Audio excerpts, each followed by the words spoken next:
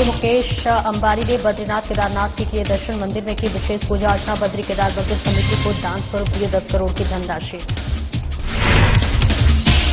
शीतकाल के लिए बंद हुए श्री हेमकुंड साहिब के कपाट, लगभग 2000 से अधिक संगतें रही मौजूद। 25 मई से शुरू हुई थी हेमकुंड साहिब की यात्रा।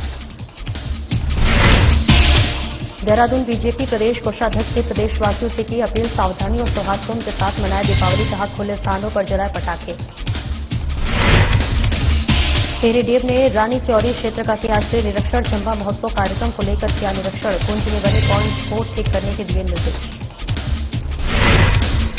और रामनगर में 15 दिनों से कोतवाल से बिना चल रहा कोतवाल के तबादले के बाद नहीं हुई तैनाती, शासन प्रशासन की व्यवस्था पर उठाए सवाल।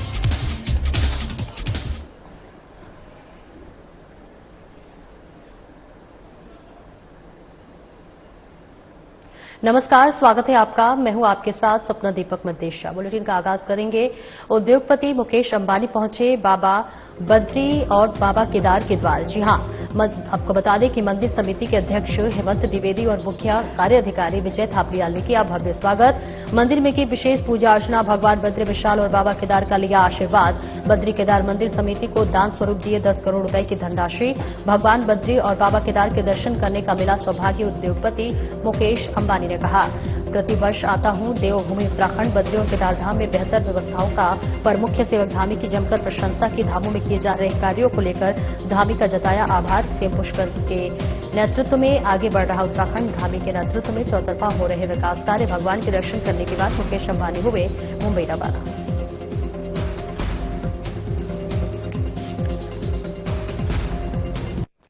ये देवभूमि में वापस आने का मौका मिला और बद्रीनाथ भगवान के दर्शन हुए, इसका मैं सौभाग्य मेरा मानता हूं। और पूरे उत्तराखंड में मैं हर एक साल आता हूं और पूरे उत्तराखंड में जो प्रोग्रेस हुआ है ये अमर के लीडरशिप में हुआ है और ये अनप्रेसिडेंटेड प्रोग्रेस है। और इससे यात्रियों को और स्टेट का भी आगे बहुत जो आज हुआ है वो अगले 10 साल में बहुत लोग आएंगे, गति होगी। पिछले दिनों में जो क्लाउड बर्स्ट हुआ है और जो नुकसान हुआ है वो, और जिन परिवारों को कष्ट और उनके साथ हम और रिलायंस फाउंडेशन है और जो भी हम उत्तराखंड के लिए कर सके वो हम कर रहे हैं। मेरी सभी परिवारों से उनके लिए सद्भावना। और अभी दिवाली अगले हफ्ते ही आ रही है और मेरी तरफ से सभी उत्तराखंड वासियों को बहुत शुभकामनाएं। और मंदिर के चेयरमैन साहब, सीईओ, जो उन्होंने काम किया है, मैं वापस एक बार बोल रहा हूं, जो चीफ मिनिस्टर धामी के अंडर ये ऐतिहासिक है। और ये मैं अगले 30 साल से आ रहा हूं यहां और ये जो मैंने लास्ट जितना काम हुआ है ये बहुत उत्तराखंड को आगे लेकर जाएगा। और नैनीताल समेत देश भर में पति की दीर्घायु के लिए आज के दिन करवा चौथ में सुहागिन महिलाएं निर्जला व्रत धारण करती हैं। इस मौके पर नैनीताल में भी महिलाओं ने अपने पति की दीर्घायु शतायु के लिए व्रत रखकर सुबह से ही मां नैना देवी मंदिर और अन्य मंदिरों में पूजा अर्चना की।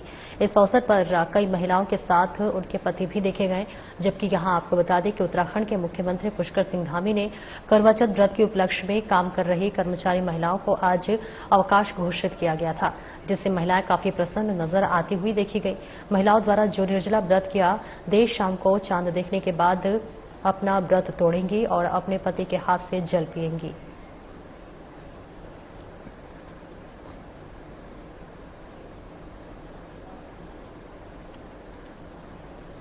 शहर की सबसे संवेदनशील मानी जाने वाली रामनगर कोतवाली पिछले 15 दिनों से बिना कोतवाल और के चल रही है, वो भी दीपावली त्यौहार से ठीक पहले, जब शहर में जाम और भीड़भाड़ के साथ सुरक्षा किसी बड़ी चुनौती से कम नहीं है।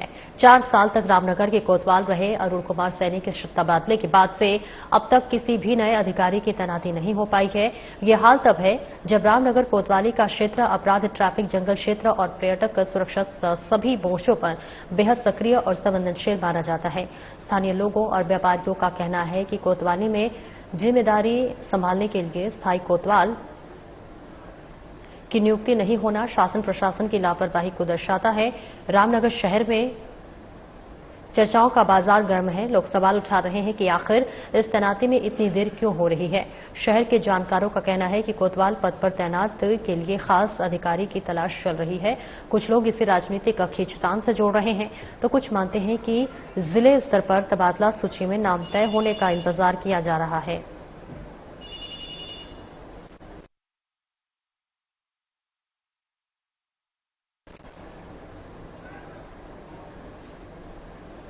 नगर पालिका ने जल्द जीजीआईसी स्कूल की चारदीवारी पर 2 बड़े कूड़ेदान को हटाने की बात कही है। खबर पर एक्शन लेते हुए नगर पालिका अधिशासी अभियंता आलोक उनियाल ने कहा कि इस बारे में स्कूल प्रशासन से बात की जा चुकी है। आपको बता दें, लंबे वक्त से कूड़े के ढेर में बगल में बैठकर स्कूल की छात्राएं पढ़ने के लिए मजबूर है। इस पर जब जीजीआईसी की प्रिंसिपल के डी माथुर के मुताबिक नगर पालिका प्रशासन ने जब ये कूड़ेदान यहां लगाए गए उस वक्त स्थानीय लोगों को कहा था कि पुलिस चौकी बन रही है, जबकि यहां कूड़े का ढेर से आए दिन महामारी फैलने का डर रहता है। इसका जिम्मेदार कौन है? जहां यहां पर जीजीआईसी नहीं, प्राइमरी स्कूल, बोर्ड ऑफिस, न्यायालय, ब्लॉक कार्यालय, तहसील जैसी संस्थाएं भी पास में ही हैं। उप जिलाधिकारी और ईओ नगर पालिका के समक्ष भी ये मामला रखा जा चुका है।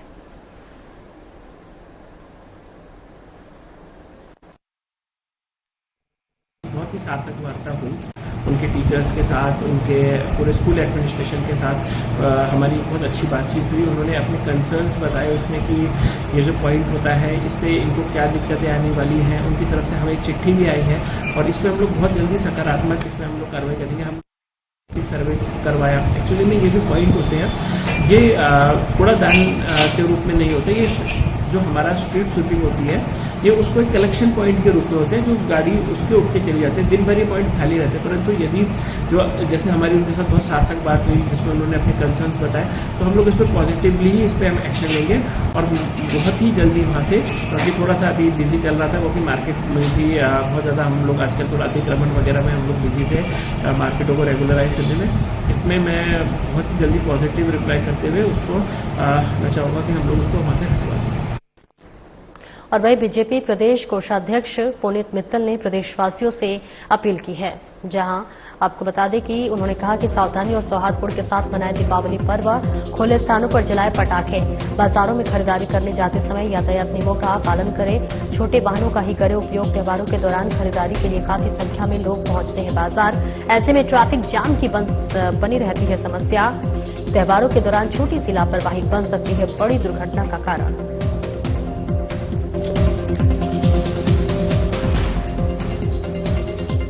प्रथम मैं पूरे प्रदेशवासियों को दीपावली, धनतेरस, छोटी दिवाली की शुभकामनाएं देता हूं और सबसे आग्रह करता हूं और उम्मीद करता हूं कि हर्षोल्लास से दीपावली मनाएंगे। जो ट्रैफिक समस्या है या जो गंदगी की समस्या है, मैं सबसे निवेदन करूंगा कि छोटी गाड़ी में निकलें, हो सके तो स्कूटर पे निकलें, पार्किंग को ठीक से करें और ट्रैफिक व्यवस्था को सुचारू करने में मदद करें। पटाखे सावधानी से चलाएं, किसी के चोट ना लगे, किसी को कहीं दिक्कत ना आए। पानी की बाल्टी साथ रखें, कहीं दिक्कत ना आए इस वजह से, और हर्षोल्लास से सब जने दीपावली मनाएं। थाना पिरान कलियर के इमलीखेड़ा में अवैध पटाखा गोदाम पर पुलिस ने छापेमारी करते हुए 17 लाख रुपए के विस्फोटक बरामद करते हुए एक आरोपी को गिरफ्तार किया है। दीपावली से पहले रुड़की पुलिस की एक बड़ी कार्रवाई सामने आई है। पिरान कलियर थाना क्षेत्र के इमलीखेड़ा में पुलिस ने घनी आबादी वाले इलाके में चल रहे अवैध पटाखा गोदाम का भंडाफोड़ किया है। पुलिस ने मौके से करीब 17 लाख रुपए की लागत के 35 पेटी विस्फोटक पटाखे बरामद किए हैं, तो वहीं एक आरोपी को मौके से गिरफ्तार कर लिया गया है। पुलिस अधिकारियों के अनुसार इमलीखेड़ा चौकी प्रभारी पुष्पेंद्र सिंह पुलिस टीम के साथ क्षेत्र में गश्त कर रहे थे, तभी मुखबिर से सूचना मिली कि पाल मंदिर के पास एक मकान में अवैध रूप से भारी मात्रा में पटाखों का भंडारण किया गया है। सूचना मिलते ही तहसीलदार रुड़की विकास अवस्थी की उपस्थिति में पुलिस टीम ने बताए गए घर पर छापा मारा। तलाशी के दौरान घर से विभिन्न प्रकार के फायर बॉक्स और मिक्स पटाखों से भरी 35 पेटियां बरामद हुई हैं। मौके से आरोपी शुभम पाल निवासी इमलीखेड़ा को गिरफ्तार किया गया है, जो विस्फोटक सामग्री का कोई वैध लाइसेंस या परमिट दिखा नहीं सकता। एसपी देहात शेखर सोयाल का कहना है कि त्योहारों के सीजन में किसी भी तरह की दुर्घटना से बचने के लिए जिले भर में अवैध पटाखा गोदामों और फैक्ट्रियों पर सख्त निगरानी रखी जा रही है। पुलिस ने जब्त किए गए पटाखों को सुरक्षित स्थान पर रखवाकर सील कर दिया है और आरोपी के खिलाफ विस्फोटक अधिनियम के तहत मुकदमा दर्ज कर न्यायालय में पेश कर जेल भेज दिया है। क्षेत्र में जो अवैध रूप से पटाखे गोदाम बनाए गए हैं या पटाखों का निर्माण किया जा रहा है, ऐसी सूचनाएं पुलिस को लगातार मिलती रही हैं। इसमें पुलिस और प्रशासन की संयुक्त कार्रवाई में अलग अलग जगह पर हमारे द्वारा कार्रवाइयां की गई, छापेमारियां की गई थी।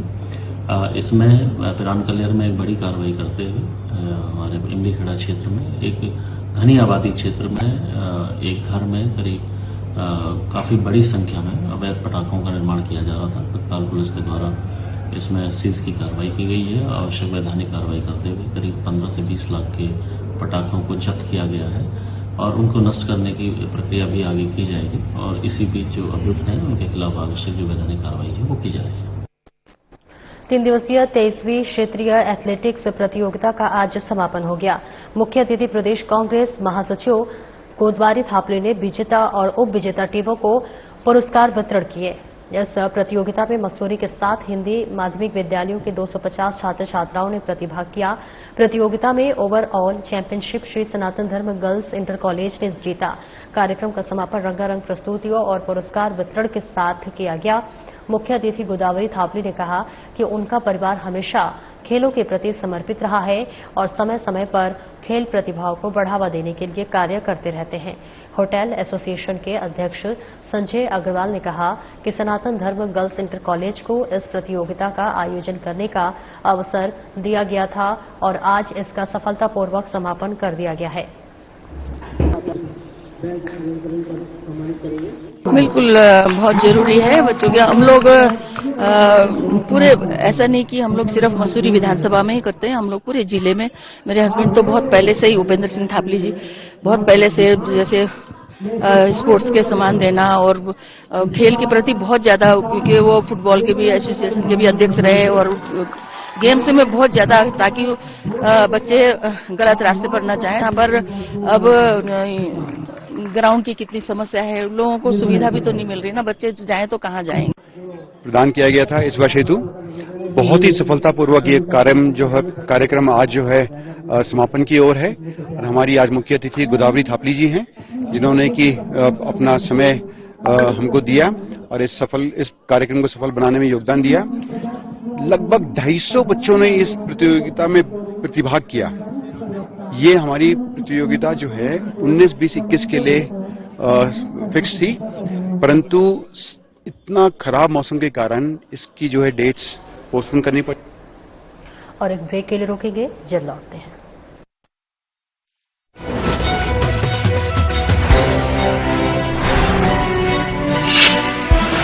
सामर्थ्य से भरी ये देवभूमि आपके लिए निवेश के बहुत सारे द्वार खोलने जा रही है। उत्तराखंड में औद्योगिक विकास ने पकड़ी रफ्तार, निवेश के संकल्प धरातल पर हो रहे साकार। प्रधानमंत्री नरेंद्र मोदी के मार्गदर्शन और मुख्यमंत्री पुष्कर सिंह धामी के कुशल नेतृत्व में उत्तराखंड ने औद्योगिक विकास की तरफ मजबूत कदम बढ़ाए हैं। प्रदेश में उद्योगों के विस्तार और अधिक से अधिक युवाओं को रोजगार देने के लिए धामी सरकार अपने संकल्पों को धरातल पर उतार रही है। निवेश आकर्षित करने के लिए धामी सरकार ने ग्लोबल इन्वेस्टर्स समिट का आयोजन किया था, जिसमें 3.5 लाख करोड़ रुपए के निवेश प्रस्ताव प्राप्त हुए थे। उद्योगों के अनुकूल पारदर्शी नीतियों के चलते अब तक 1 लाख करोड़ रुपए के निवेश की ग्राउंडिंग हो चुकी है, जो उत्तराखंड पर निवेशकों के मजबूत भरोसे को दर्शाता है। जिन क्षेत्रों में सबसे ज्यादा निवेश की ग्राउंडिंग हुई है, उनमें ऊर्जा क्षेत्र में 40,341 करोड़ रुपए, उद्योग में 34,086 करोड़ रुपए, आवास में 10,055 करोड़ रुपए, पर्यटन में 8,635 करोड़ रुपए और उच्च शिक्षा में 5,116 करोड़ रुपए के निवेश की ग्राउंडिंग की गई है। ये केवल आर्थिक निवेश नहीं है, बल्कि उत्तराखंड की समृद्ध संभावनाओं, उद्यमिता की भावना, जन भागीदारी पर आधारित समेकित विकास का प्रतिबिंब है। सरकार के प्रयासों से राज्य की औद्योगिक प्रगति को नई पहचान और नई गति मिलना तय है। निवेश की ग्राउंडिंग से न सिर्फ स्थानीय उद्यमिता को प्रोत्साहन मिलेगा, बल्कि राज्य की आर्थिक समृद्धि के साथ रोजगार के नए द्वार भी खुलेंगे। उद्योगों को मिल रही रफ्तार, बढ़ रहा निवेश, मिल रहा रोजगार।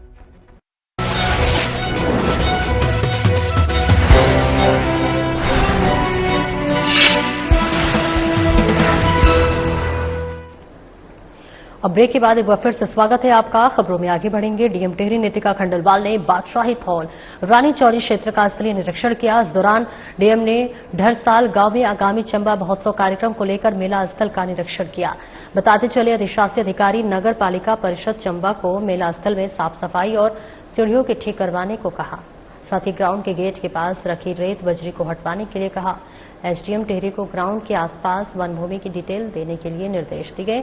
इसके बाद डीएम नितिका ने सौंद कॉलोनी में स्थानीय जनता की रास्ता और स्ट्रीट लाइट की मांग पर स्थलीय निरीक्षण कर रास्ता का जायजा लिया।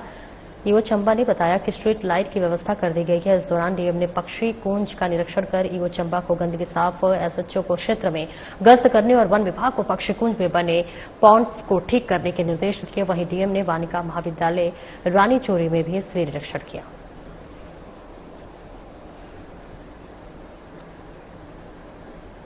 डीएम नितिका खंडेलवाल ने जिला योजना की समीक्षा बैठक की। डीएम ने लोक निर्माण विभाग की बात कर ले और पेयजल, स्वास्थ्य, शिक्षा सहित अन्य विभागों को जिला योजना में आवंटित धनराशि के सापेक्ष व्यय की स्थिति और अद्यतन कार्यों की बता दें कि प्रगति रिपोर्ट की जानकारी देते हुए आवश्यक दिशा निर्देश दिए। डीएम ने कहा कि जिन भी विभागों को अपने कार्यों में संशोधन करने हैं वह 25 अक्टूबर तक प्रस्ताव उपलब्ध करा दे। जिला योजना के अंतर्गत व्यय और निर्माण कार्यों की स्थिति स्पष्ट न होने के कारण शिक्षा, समाज कल्याण, उद्यान एवं पर्यटन विभाग की पुनः बैठक करवाने को कहा है। इस दौरान डीएम ने बैठक में अनुपस्थित महाप्रबंधक जिला उद्योग केंद्र का स्पष्टीकरण तलब किया। इसके साथ ही डीएम नितिका खंडेलवाल ने कहा, विभागों द्वारा कार्यदायी संस्था को पैसा दे देना ही व्यय न समझा जाए। उपयोगिता प्रमाण पत्र प्राप्त होने पर ही खर्चा दिखाएं। जिला अर्थ संस्था अधिकारी को जिला योजना को चालू कार्य की लिस्टिंग कर जिलाधिकारी के क्षेत्र भ्रमण के दौरान दिखाने को भी कहा गया।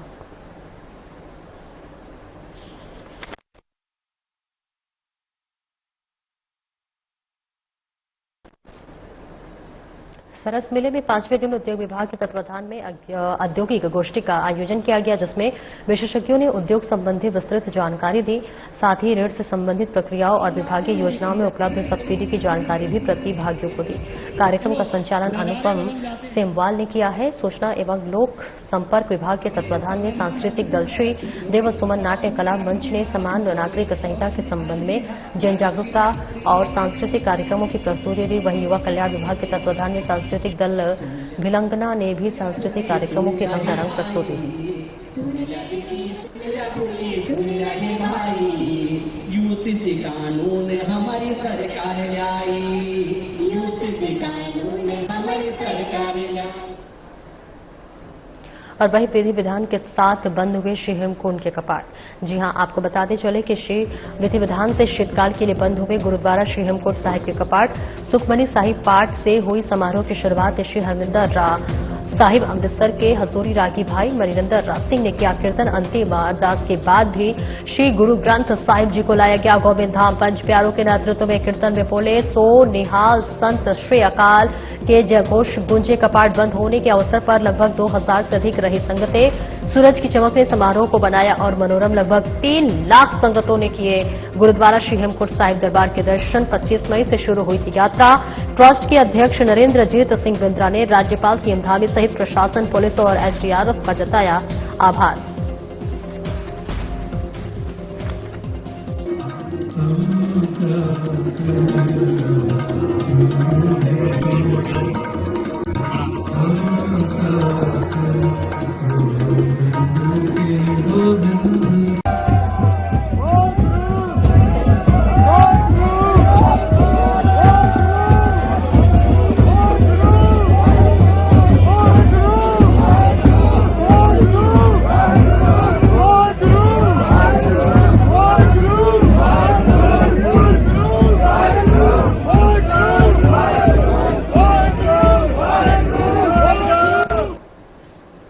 और आगे बढ़ेंगे जहां अवैध निर्माणों के खिलाफ एमडीडीए का हल्ला बोल।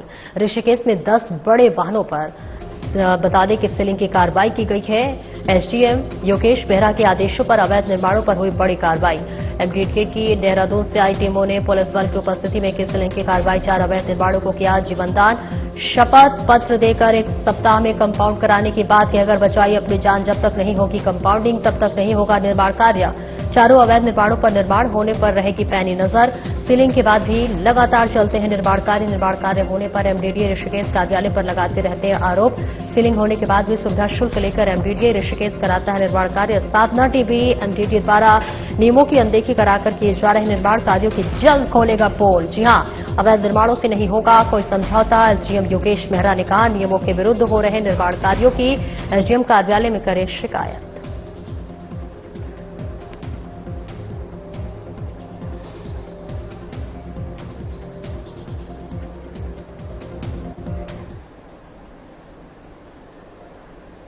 और इस खबर पर ज्यादा जानकारी के लिए उत्तराखंड से हमारे ब्यूरो चीफ कमल शर्मा हमारे साथ जुड़ रहे हैं। कमल, देखिए एमडीडीए की तरफ से ये बड़ी कार्रवाई की गई है। ऋषिकेश में 10 बड़े वाहनों पर सीलिंग की कार्रवाई की गई है। क्या उन्हें पहले से नोटिस दिया गया था और अब क्या कुछ प्रतिक्रिया सामने आ रही है?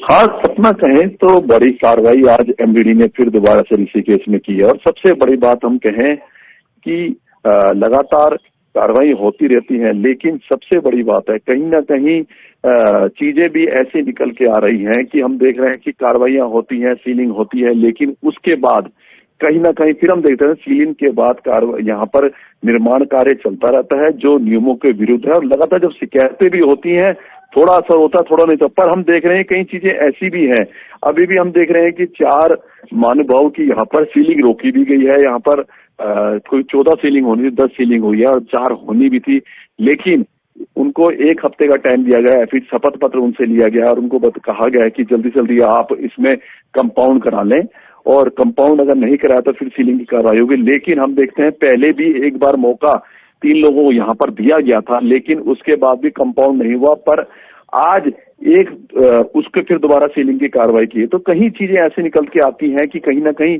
खेल ऐसा एक चलता रहता है एमडीडीए वालों का। वो भी हम देखते रहते हैं कि कहीं ना कहीं एक जो आरोप लगते हैं इनके ऊपर लगातार की सीलिंग जरूर हो रही है, लेकिन उसके बाद भी जो निर्माण कार्य नहीं होना चाहिए वो लगातार होते रहते हैं। अब यही देखना है कि सीलिंग कार्रवाई कर दी है, अब निर्माण कार्य कैसे इसको निर्माण कार्य रोका जाएगा और जो नियम है एमडीडीए कैसे उस नियमों का अपना पालन करेगा, उनकी अनदेखी नहीं करेगा, चाहे किसी भी प्रकार की हो। ये सबसे बड़ा सवाल एमडीडीए के लिए खड़ा होता है। वही अब देखना है कि सीलिंग कार्रवाइयां हो रही हैं पर निर्माण कार्य नहीं होने के साथ ही जिन 4 महानुभावों के यहाँ पर रोके गए हैं सीलिंग की कार्रवाई रोके, क्या वो कंपाउंड कराएंगे?